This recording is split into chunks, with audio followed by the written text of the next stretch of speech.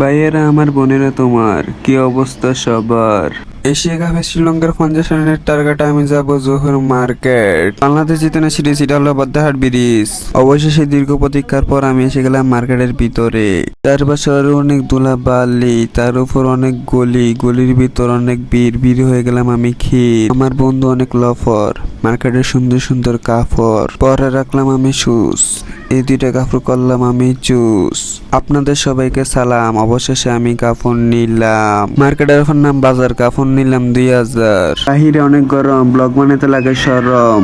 অন্যদিকে girlfriend choose করেছে, কাপড় চুজ করা অনেক কঠিন। লাল নীল সাদা, কাপড় চুজ না করতে পারলে সবাই বলবে গাদা।